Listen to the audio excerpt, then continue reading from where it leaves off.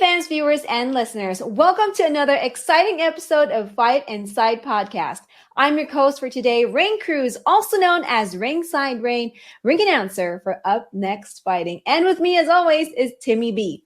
Before we get started, please take a moment to follow and subscribe to Fight Inside Podcast so you can get the latest news and updates from us. Today, we will take a look at our interview that we had with a real-life gladiator about his story not being finished.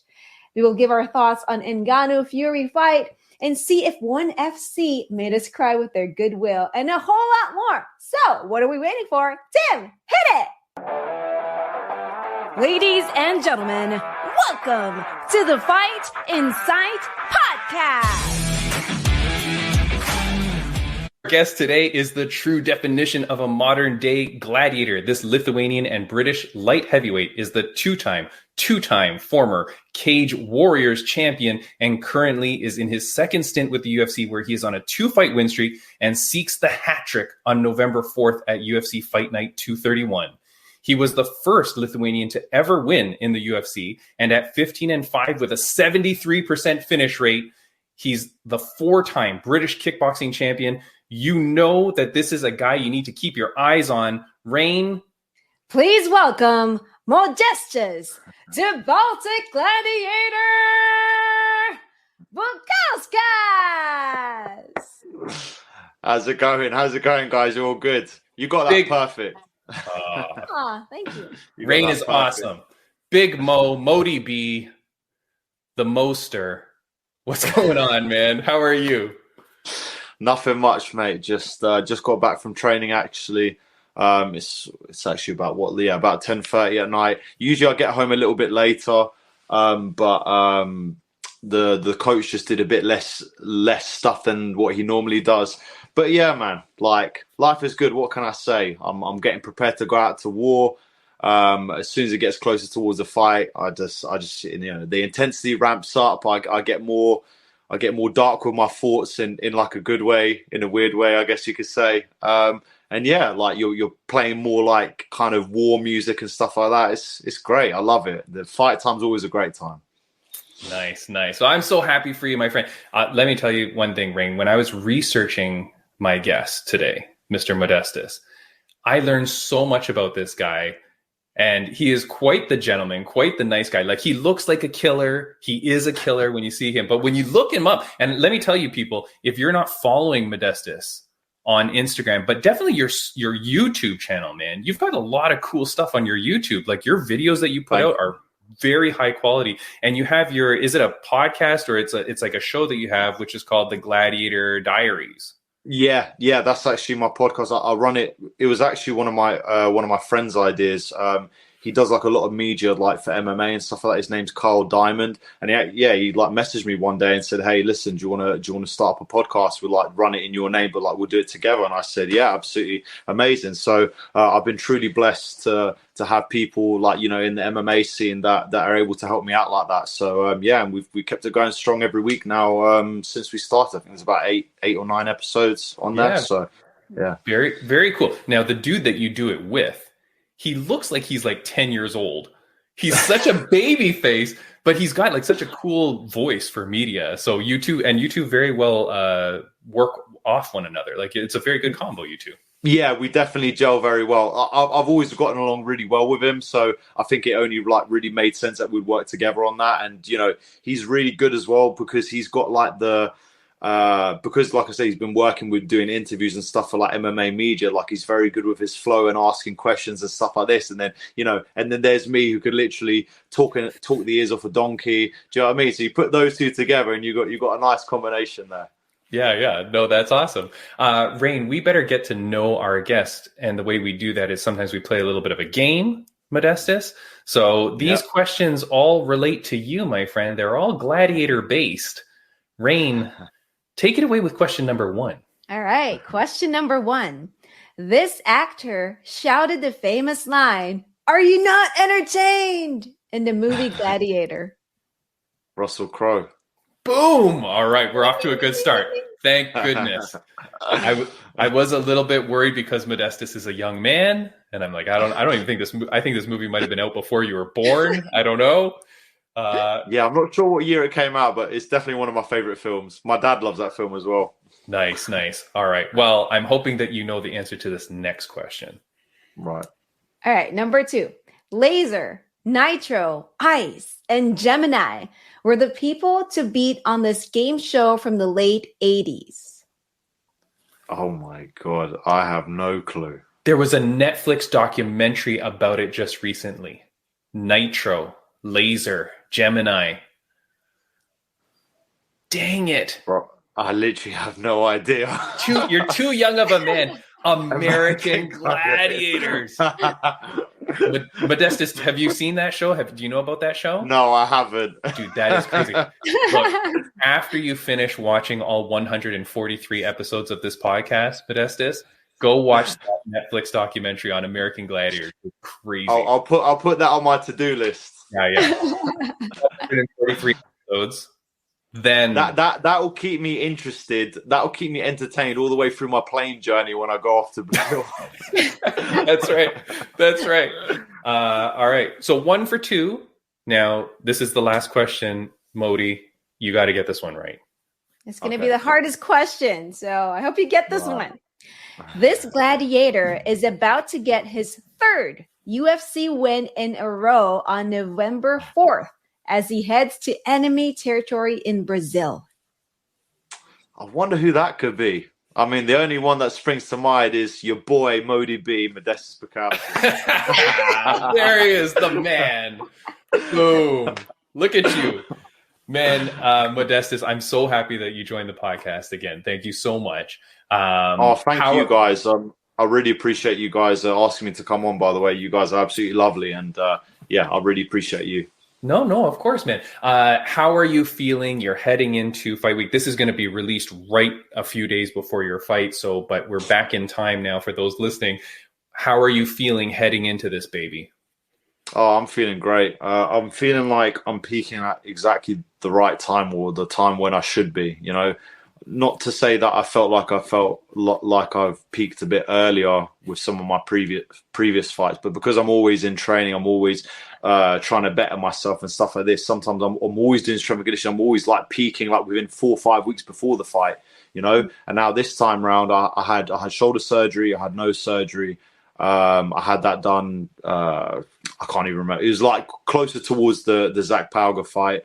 And, I got things fixed that needed to get fixed. And I started training, like, I think about 10 weeks out from this fight. So it kind of worked out really well, because it meant that, like I say, like right now, I'm feeling like I'm getting towards my peak condition, you know, my top level in terms of the skill set and all the things that I've been drilling and training. So everything is going in the perfect direction for me to be ready on fight night. So I'm feeling really good, man. Feeling really confident. That is crazy. Raine, we just talked on our last podcast about peaking and about getting your schedule up. Modestas, I got to now ask you, taking a last minute fight, it doesn't allow you to peak and stuff like that and set that training down that path.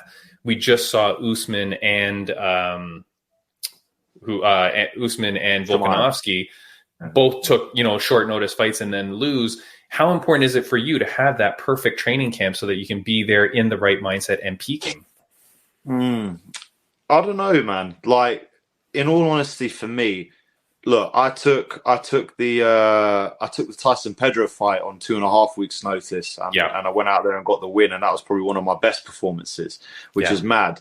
Like I said, I think it just depends on how you're sort of, I guess you could say, living your life, or what your lifestyle's like. I mean, everyone's obviously always training and stuff like that. I think because I had it in my head that, I'm probably going to be fine, or there could be a good opportunity, I just kept making sure that I'm like kind of firing on all cylinders, like training properly and stuff like this.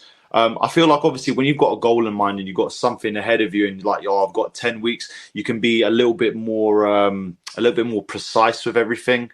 You can be a little bit more, you can have the formula mixed in a little bit better preparing for that particular fight. But at the same point, like, I really enjoy taking fights on like 3-4 weeks notice. If I've known that I've been training, that I've been doing my strength and conditioning, that I've been improving my skills. Because that's the fun part. Off season, or when you're not got a fight, that's when you can just be like, let me just work on whatever the hell it is that I want. I don't have to do anything specific for a particular opponent. I can just get better and actually really enjoy that. And I think a lot of people miss that. A lot of fighters miss that. They miss enjoying the process of the day to day, you know, and that's something that I've sort of really embraced ever since, you know, I won on New Year's Eve. I just thought, I'm just going to stay in shape, stay ready. If something comes up, who knows? And then next thing you know, it did come up, and I was good to go. So, I feel like it.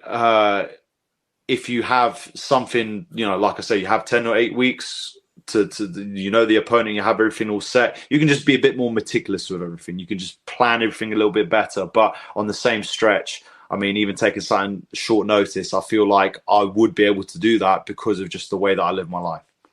That's because you're insane. And that's because you're insane. You're a psycho.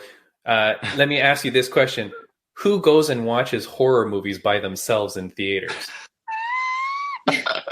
Exactly. This guy.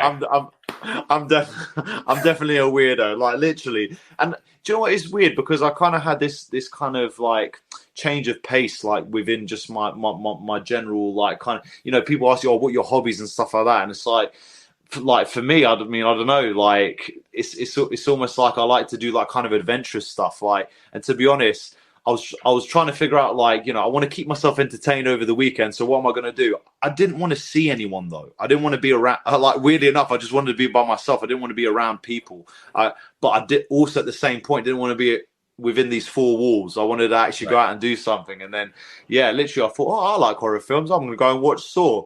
You know, and then can you imagine a light heavyweight monster like this, and you're in the theater and you see just this lone guy like walking in all beefed up and just sitting by himself, taking up like 3 seats. Do you know what I mean?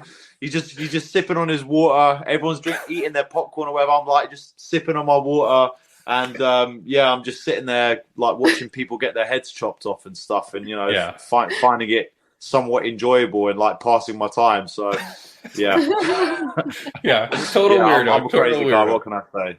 I do have to say, I am so happy for you and the success that you've had, Modestas, because for those that do not recall who you are, you're the gentleman that suffered a very gross injury when you fought Khalil Roundtree.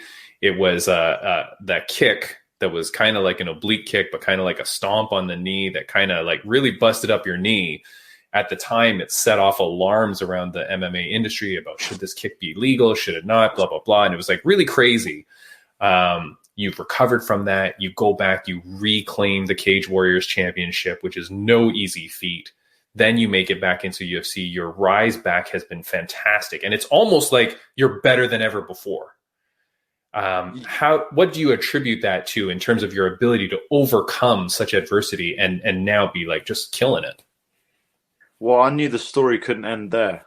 You know, all the things that I had set out for myself, you know, like you hear Sean O'Malley talk about it all the time about, you know, dreaming big and like thinking about, you know, in his head, like being the best of the best and like having like crazy, like wild visions and stuff like this. And like, I too have those same visions. So when your dreams and goals are just so big, and you're working towards it every single day, you almost like, there is no other option. Like you need to achieve what it is that you have it set out in your head. Do you know what I mean? It's like, imagine this, yeah? Like I've gone through my career, I got to the UFC and then I got cut and had this injury and then no one heard anything else from me and that was it. That was the story of Modestas Bukauskas, finished, over, done, closed book. You know, he becomes an accountant or something. Do you know what I mean? Like, I just think that's a pretty boring ass story, you know? Like there's just, you know, I knew that it would mean a hell of a lot more having gone through all of that and still achieving the things that I want to achieve rather than everything going. No one cares about someone that having everything plain sailing, you know. And I think with anyone who's successful, wherever it is in their life, they're always going to have a bumpy road. You know what I mean? They're going to have ups, they're going to have downs, and some people's ups and downs are just different to others. Do you know what I mean? So and everyone's story is completely different. Do you know what I mean? This is why I try not to compare myself to anyone else. And like, I almost think, oh, people have done this by this age or whatever. And it's like, you can't do that. You just got to stay in your lane, think about your journey and your process, and enjoy your process yourself. I've learned a lot of things I feel like maybe a bit later on in life, but in reality, it's just the speed at which I need to go. You know, some other people do things, you know, completely differently. You know, times change and whatnot. But I think I attribute, you know, like I say, so partly because, like I said, I knew the story could not end there.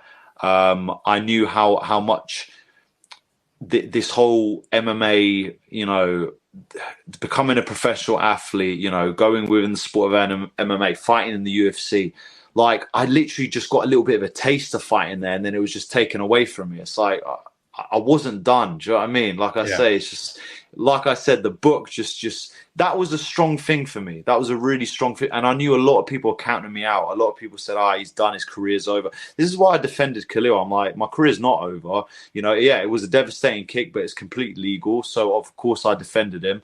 But at the same time, it's like everyone kind of thought, this kick should be illegal because it's so dangerous and because my career's over. Well, do you know what I mean? I was the only one that was going to show and to prove to everyone that my career was not over. And not only that I can and will compete with the best guys in the world, that I know I'm capable of doing that. I haven't shown people what I'm capable of. That like rings in your head. Like it makes you feel like, I don't know, the fact that I know I'm like I say, I'm capable of much more than what I've shown. That was another digging thing in my head. I'm like, I can't leave this here. People don't know, and I need to show them. Like, why am I just gonna, you know? And doing things that are fearful and crazy and scary and makes you anxious and stuff like that. These are things that I now thrive in and things that I enjoy doing. And you know, you got to embrace the fear, you got to embrace the suck, and all these kind of things. And it was a very dark time, though. I must admit. After the injury and then obviously when I got cut, like I went through a downward spiral mentally and you know, and it took a lot for me to get back, but I've got a very amazing supportive family, you know, people that are close to me, like always, you know, got my back, and you know, I was able to just day by day, bit by bit, get back to where I needed to be. So it was a process, but yeah, like I say, we got it done, and we are still nowhere near finished to the things that I want to achieve. God damn, your opponents are doomed. Let me just tell you, Modestas. I love your mentality. I love your focus. I love your mentality. Like I said, like it was an absolute pleasure to research you for this podcast, because like I didn't know who you were, man. Like that, and that's the thing about this podcast that I love doing is I've met, you know, this is episode 143 or 144, wherever this episode is. I've met almost 144 different people from around the world of combat sports, and each one more interesting than the next. But man, it's so cool to get to know you. Let me play this clip for you, and I just want your reaction to this. For those not only listening on audio, this is Khalil Roundtree when asked about how he felt about you returning and doing so well. Is it kind of cool to see that he's turned it around, because he did recover from it and now he went on to be the Cage Warriors champ? I think he got called up on short notice to fight Tyson Pedro. Was it cool to see that he has recovered? And 100%. With my whole heart. I think it's really fucking cool. Had you seen that before? Yes, I have actually. Yeah, I actually someone showed it to me. One of my friends showed it to me. Nice. And yeah, I mean, if you're gonna ask my reaction to that, you could see that he was very actually genuinely emotional about it. Yeah, because you know, no one wants to see a fighter, you know, hurt so badly that they can't continue their careers and stuff like this. And obviously he is a very emotional guy, same as I am. So, you know, for him to like generally be almost in tears, knowing that, you know, I have recovered and that I am back, it's very nice. It's very nice to see that it did mean something to him that I was able to make it back, because he knew how devastating the strike was at the time. You know, and at the end of the day, bro, this is the fight game, you know. Mm-hmm. He's now in the top 15. I'm coming for the top 15, you know. I've got fighters in front of me that I've got to fight and I've got to go and beat. And, you know, this could make a hell of a story with a rematch in the future. You know, so Yeah. these are all like amazing things. Like I say, it's just very nice to see that the respect and love in the game is still very clearly and truly there. And as I say, I really do appreciate that. Yeah, it is very nice. And yeah, Khalil is an emotional guy. If you watched him on the Ultimate Fighter show, as I did, like you saw that he's an emotional dude. So, and everything I hear about him is he's a nice guy. He's never agreed to come on this podcast, Modestas. So, I mean, you're definitely the nicer guy, I would say, you know. Modestas, before we let you go, before I ask Raine if she's got questions for you, because I know, we want to be respectful of your time. Is there anything that you wanted to say to the fans, viewers, and listeners of the podcast? Yeah, just everyone keep watching this podcast. I've got a lot of episodes to catch up on, so make sure you guys check out all the episodes as well. Fight Insight. These guys are absolutely amazing. Like I say, this is the first time I've met them properly, and they're very kind and warm, and I really appreciate that. And for people that are going to be tuning into UFC Sao Paulo, get ready for a very explosive fight. It's going to be a very entertaining fight. And you will definitely see the Baltic Gladiator get his hand raised once again. I'm going in there all out, do or die, kill or be killed. It's now time to make a statement. You know, like he's out there in his home country. I've been in enemy territory for the third time this year, and I ain't done going out there and claiming my land. So I'm going to go out there and do what I got to do, be vicious, be violent, and get the win. God damn. I'm going to cut that for sure for a promo, Modestas. That is killer. Raine, before we let him go, is there anything that you had? Any questions that you wanted to ask this? Yeah, I really love your comeback story. My question for you is, since you love horror films, if you were given the opportunity to dress up as a character from any horror film that you like when you do your walk-in to any of your fights, what will you dress up as? Oh, that's actually a really, really good one. Do you know what? I wouldn't say it's necessarily like a horror film, I guess you could say. But you know, like from 300, where they got those Persian warriors and they're wearing like these masks.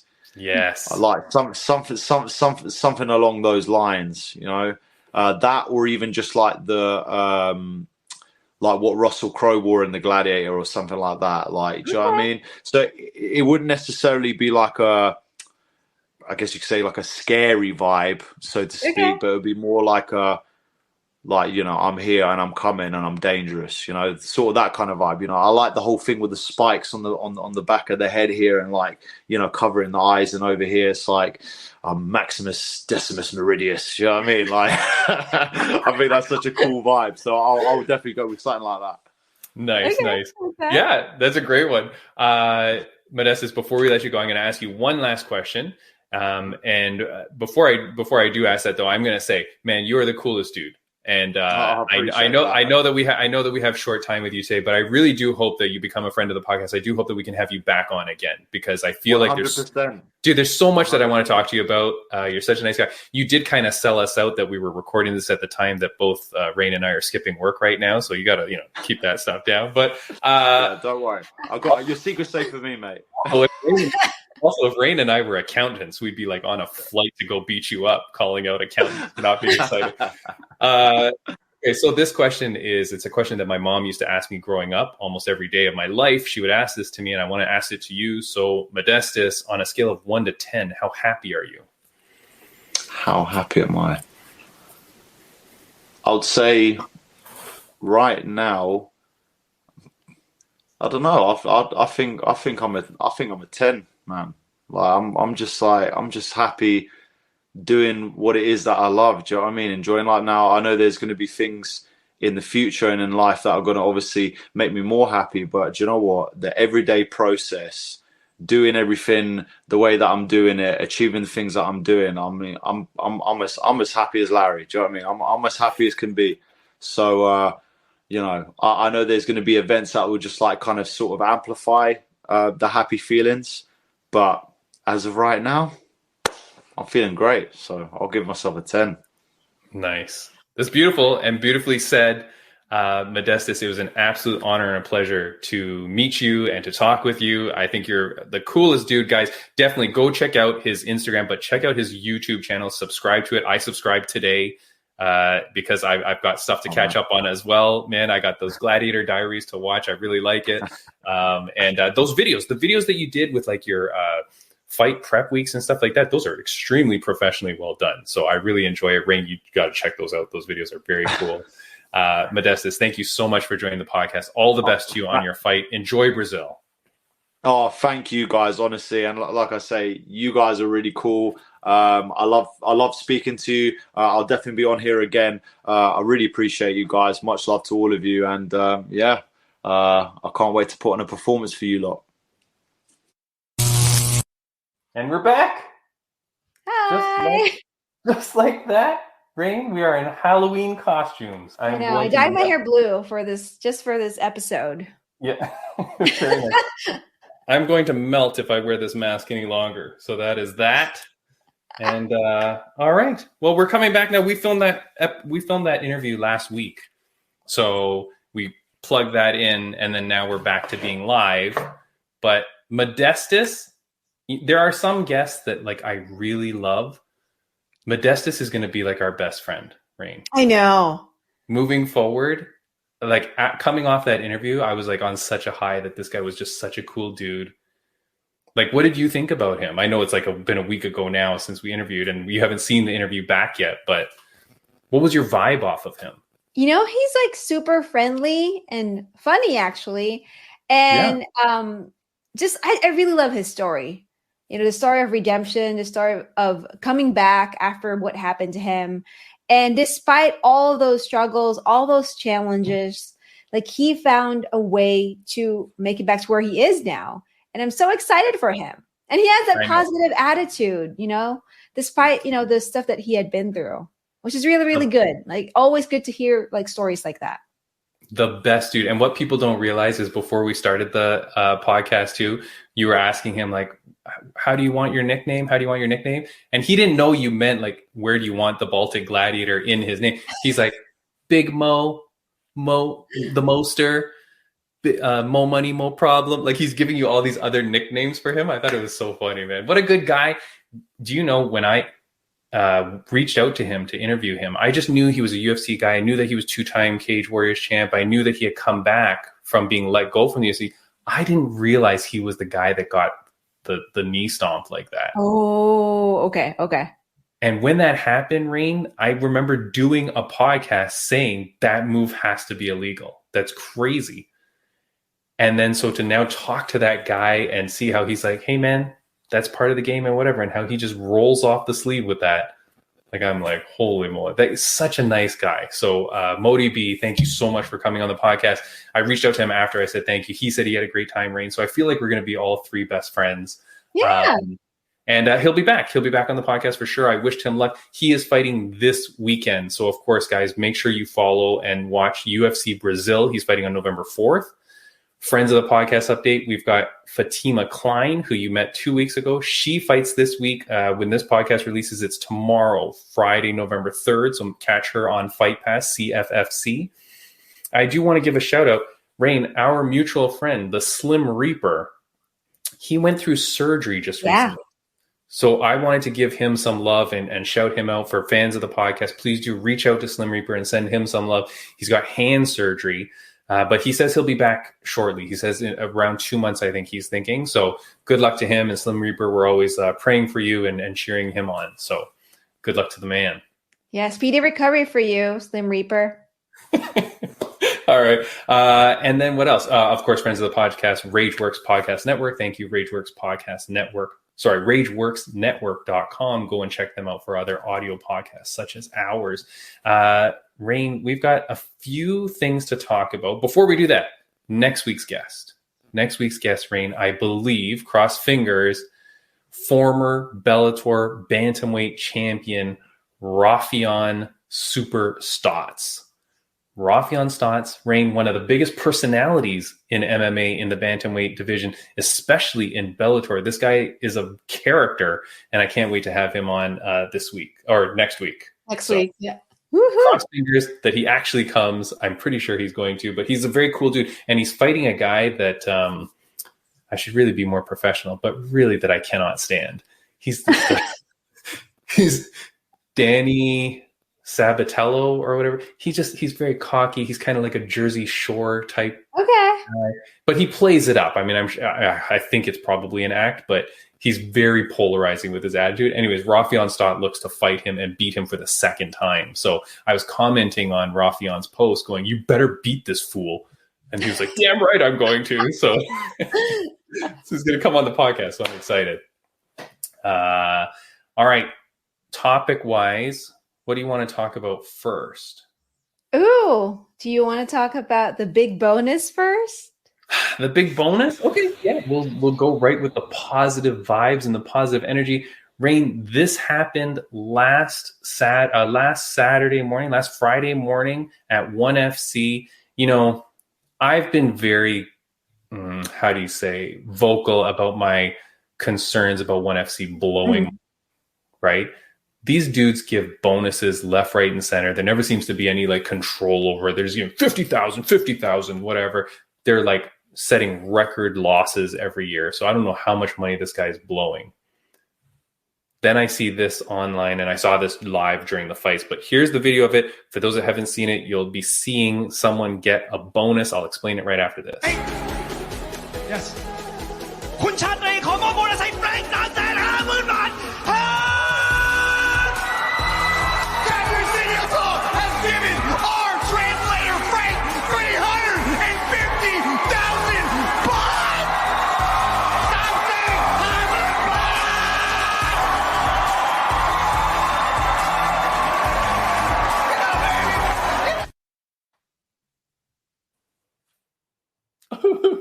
I know, I want to cry. It was, I mean, beautiful. So what that was the translator. Frank Andrews is his name.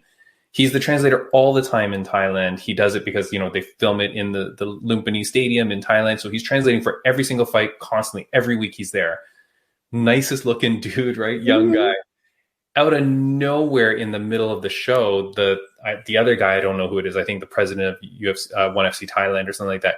He shouts out, and that's what you're hearing him say, that Chachi Sityatong, the CEO of 1FC, is giving you 350,000 baht. And you just see the guy break down, like go to his knees. It was, I mean, if you're not tearing up when you watch that, you're dead inside.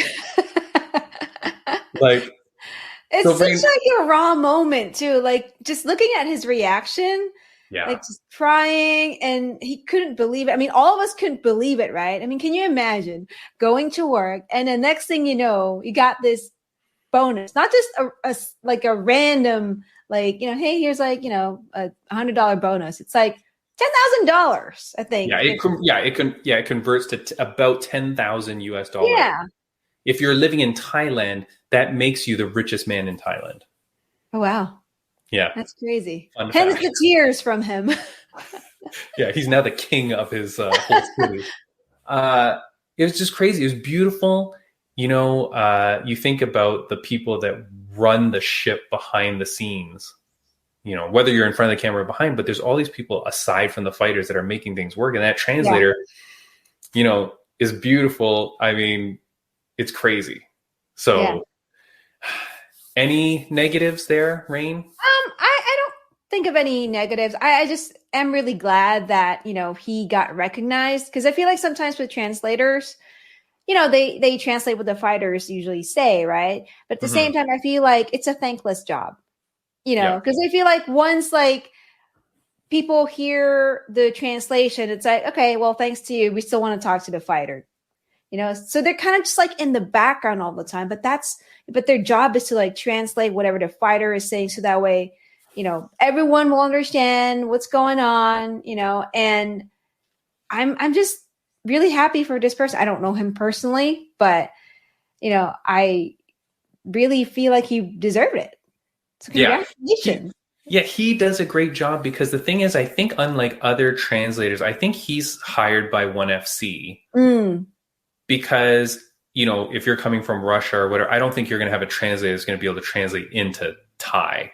You know what I mean? In UFC, it's always translated into English. Okay, fine. Translate it to Spanish. They kind of have their guy. I don't know if these people are on the roster per se. But this Frank Andrew guy, I'm pretty sure he's like part of ONE FC. So he's like a member of the team.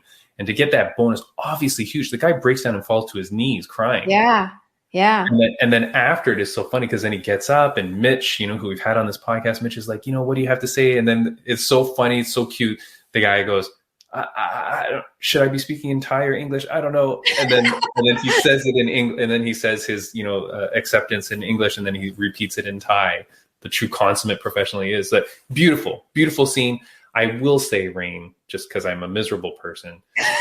When I saw it at first, I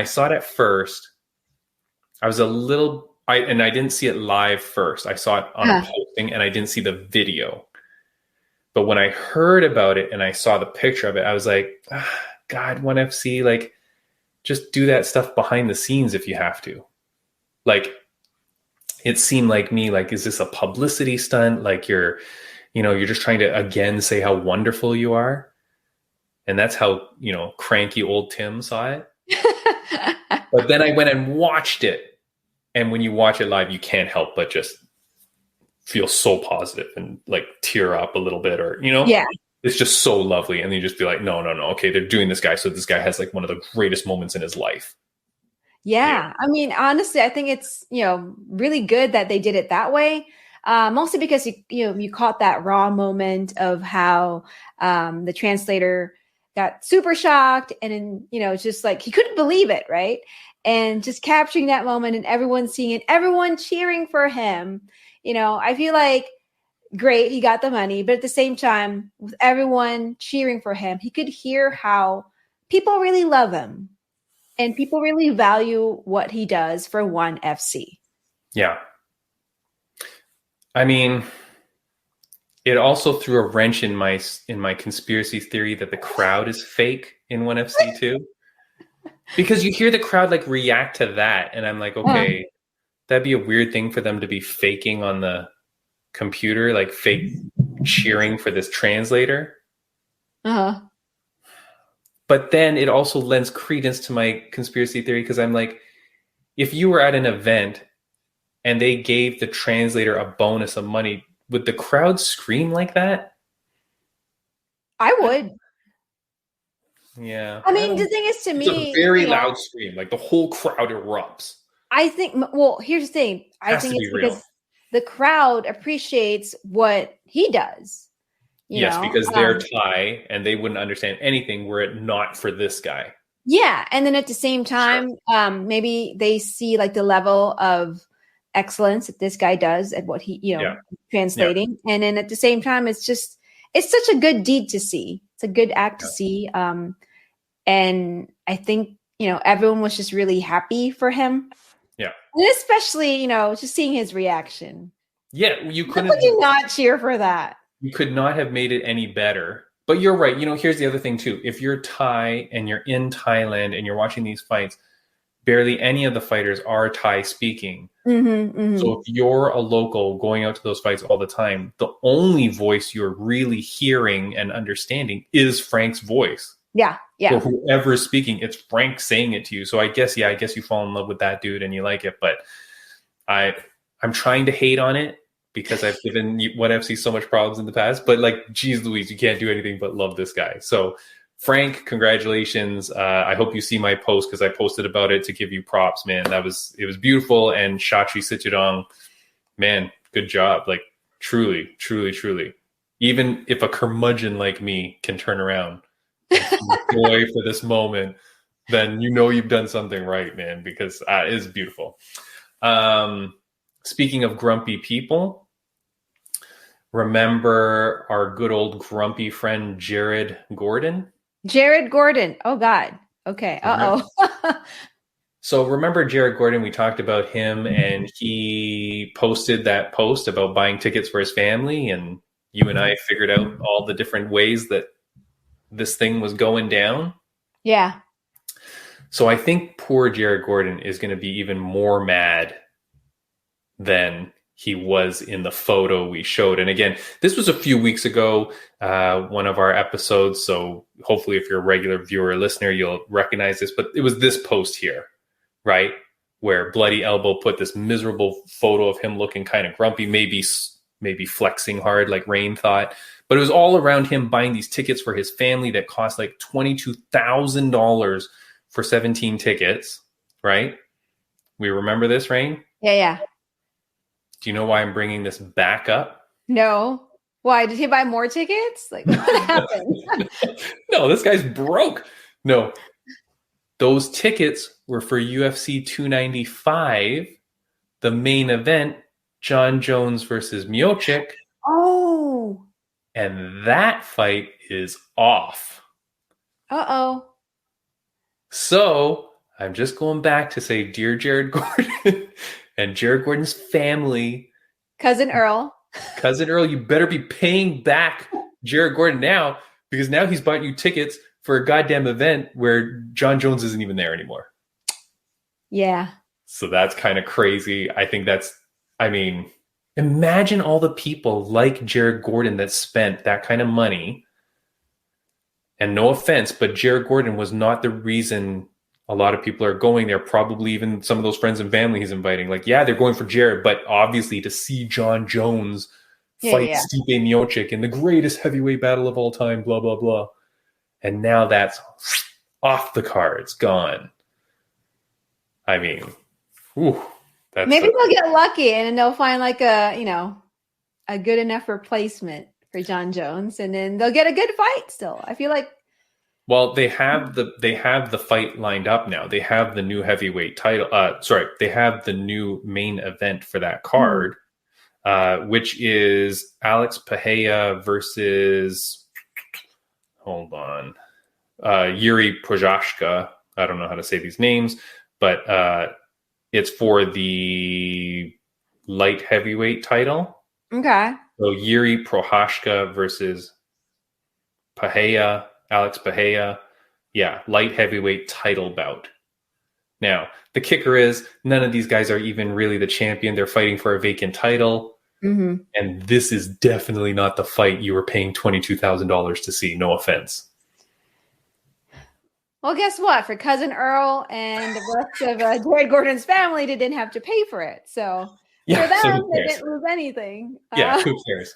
But I just thought that's funny. But it leads into the fact that Jon Jones is now not fighting anymore. He pulled his pectoral muscle. And I'm just saying, kind of, Timmy B told you so. Because Raine, here's what happened. Remember when USADA said they were leaving? And we did the whole story on that? Well, Jon Jones posted something on his Twitter that said, haha, USADA never got me, blah, blah, blah. Something like that.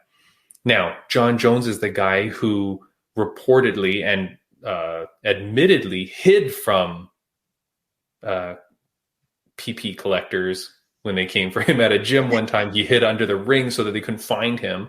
He's been caught multiple times for picograms and stuff like that. So people always think he's kind of a cheater. So he posted something, and here's his Twitter. It says, man, I survived USADA. First, they said I was guilty of having picograms. They considered me innocent. Picograms then became legal. Guess what? I'm still here, still unbeaten. Blah, blah, blah. Right? When he tweeted that, I was posting places going, USADA's coming after this dude. Like, USADA's still here till January 1st. They're going to come after this dude to try and get him on something to like go hard on him. Like every morning you're going to wake up and they're going to be standing there with their little bottle for you, Yeah. Conspiracy theory Tim says they busted his pectoral muscle. Somehow USADA did this. USADA like poisoned him or did something. And USADA says, screw you, Jon Jones, we're going to get you.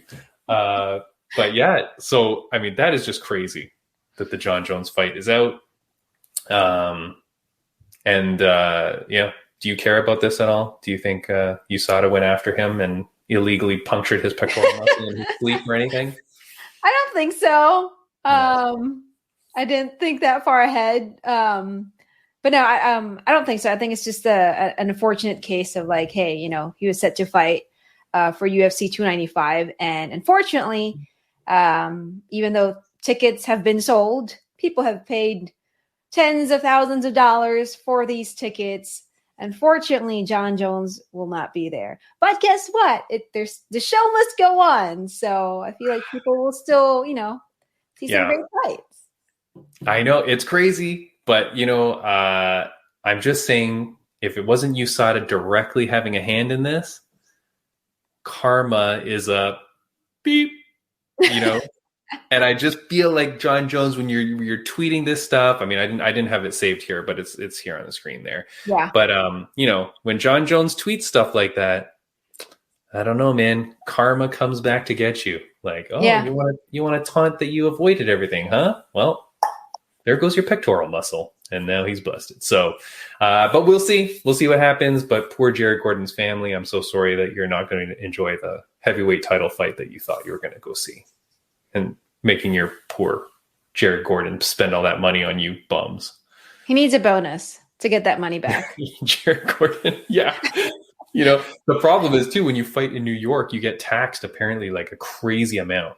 Oh, really? Okay. So he may need 2 bonuses to cover these losses. Hotel expenses, food, transportation, like that stuff ain't cheap, man. Wait, hold up. I hope he's not paying for hotel and transportation for his guests. He already paid for their tickets.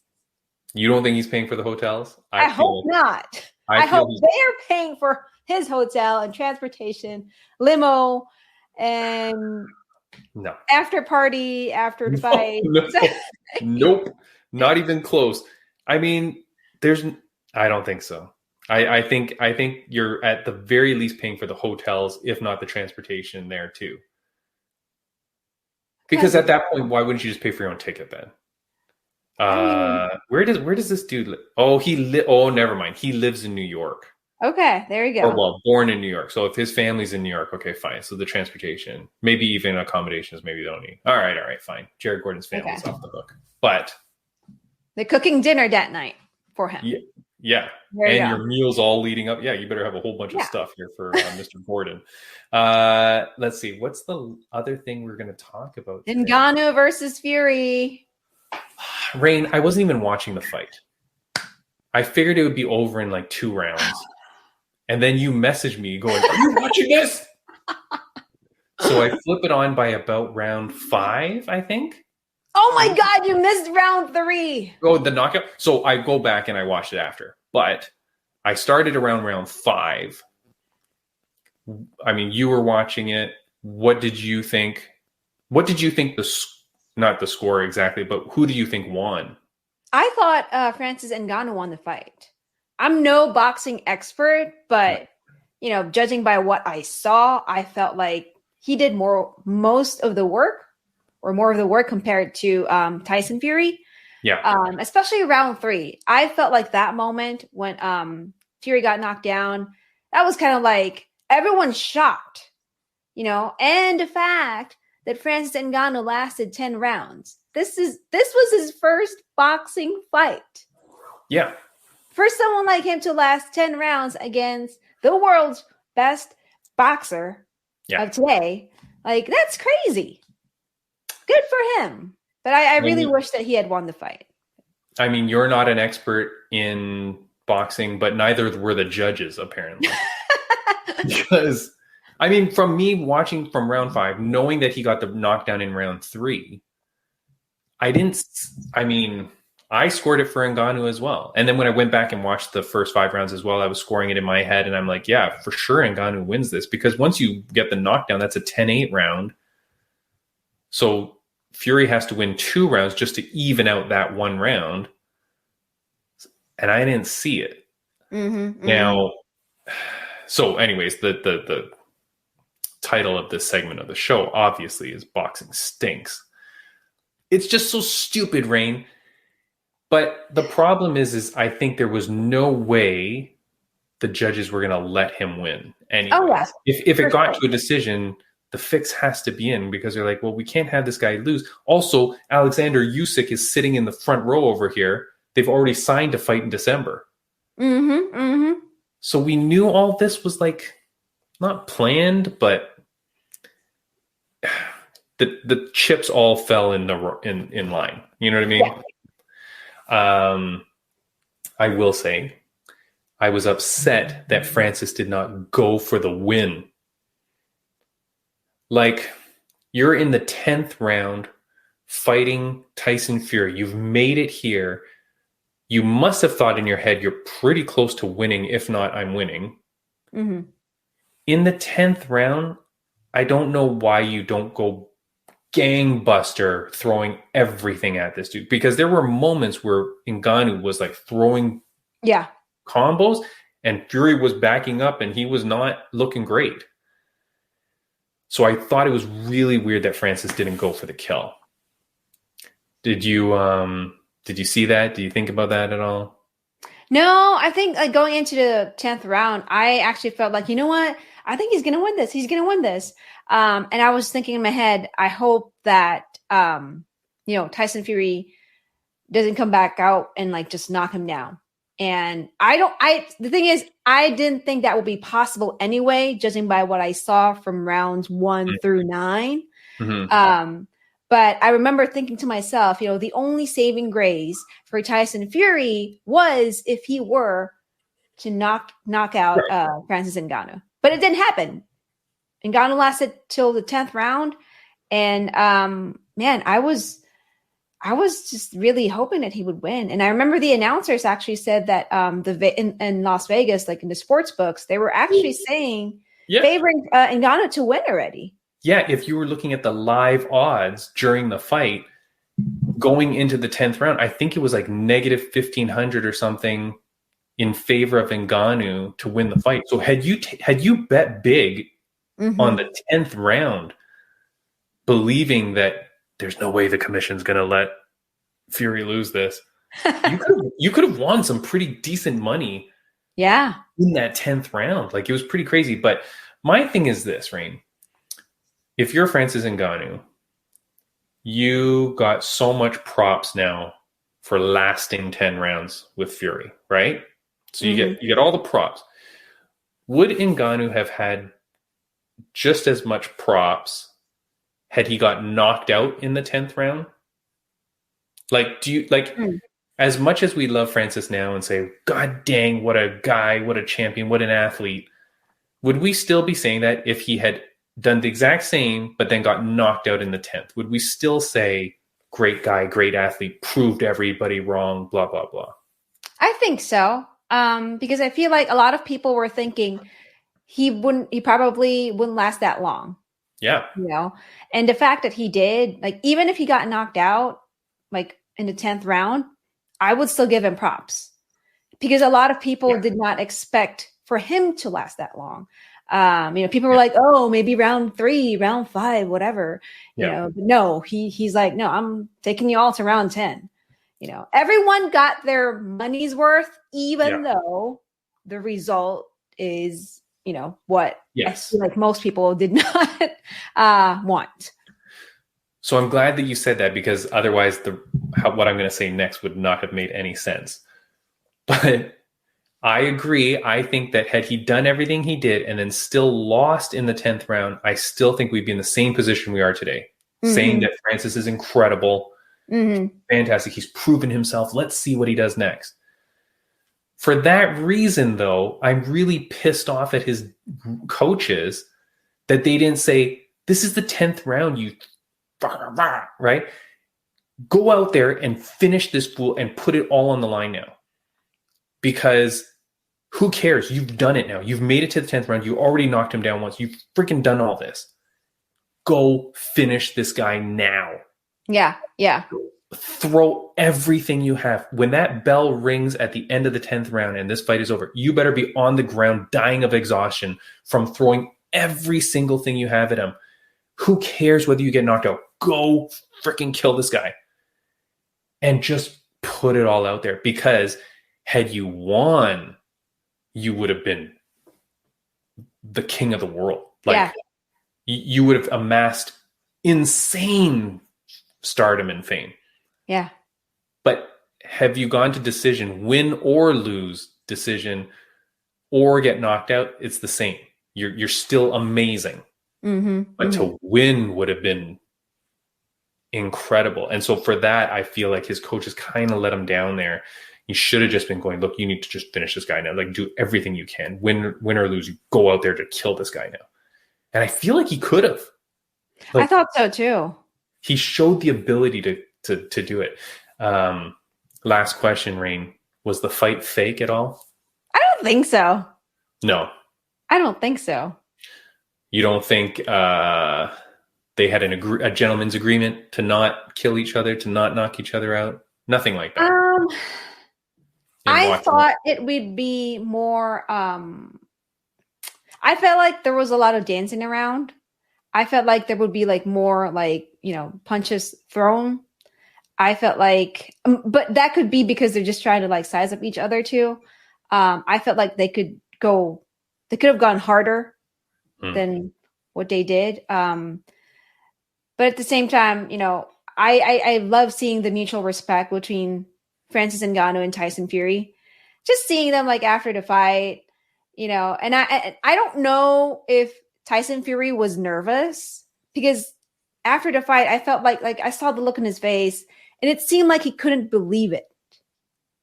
I had that vibe from him that he couldn't believe that. Maybe he couldn't believe that, oh my God, this guy who fought for the first time as a boxer lasted 10 rounds against me. Well, Tyson Fury, not me, but right. But there was that look of disbelief on his face. So I don't know if for a second Tyson Fury actually doubted that he could win that match. Yeah, I think, yeah. I do agree with you. There was a lot of dancing around. There was a lot of times where it felt like there was a lot of inactivity. And I forget, I was looking for this quickly. There was a post that showed the number of strikes landed throughout all 10 rounds. It's very low, some of the, like, very low. Yeah. You know what I mean? Like, I get hit more during warm-up at my boxing classes than Ngannou got hit, like, in a whole round, right? Like, It's kind of crazy. But let's assume nothing. I just think Francis should have gone for that kill. I don't know why he didn't. And maybe like for him too, because this was his first time in a boxing ring, that could be like a lesson learned for him too. Maybe that was something in his head. Oh, I could go wild now, but I don't know if I should. But like maybe there was some doubts in his head if he should go harder or not. But maybe now he's like thinking about it. You know what? Looking back, I should have done it. Yeah. This is why, Raine, I need to be more people's coaches in real life, though. You should. Because I feel like you got to tell people these kind of things. You know what I mean? Like, or at least have that discussion beforehand and go like, hey, are you happy with just getting a draw? Are you happy with lasting 10 rounds? And if you're happy with it, that's cool. You made it to 10 rounds. But if you're not, and you want to win, and you think that winning is more important than losing, then you're in the 10th round, dude. You got to go gangbuster now. You've got the energy. You don't look like you're dead tired. You've got energy in the tank. Go expel it. That said, Raine, Francis has shown that he can box with the best of them. I've heard, I don't know if this is real, but I think he's challenging Tiger Woods to golf next spring. And is he really? He's going to become the world's greatest golfer. And then a guy on Instagram tagged me when I said that. And he says that, please don't forget, Fight Insight Podcast. He's going to be challenging Djokovic at Wimbledon, Ronaldo at football. He's going to be going after all the sports titles now because he's just the world's greatest athlete as far as we're concerned now. So he's going to do it all, Raine. That's good. I can't wait for him to challenge Roman Reigns, because there was a reference. Yes, the Roman Reigns reference during the fight, and apparently Francis Ngannou said that he was going to do the Superman punch. Yes. So there you go. I can't wait for Roman Reigns versus Francis Ngannou. There you go. Wrestling too. He'll get the WWE title as well. Raine, here's a post that happened afterwards as well. PFL posted immediately afterwards, or at least one day after. Now the PFL Super Fight, how to enter to watch Francis's debut at PFL. So nobody knows what the hell this is. There's no opponent scheduled. Of course, we don't even know when this is going to happen, if ever, but they're trying to promote it.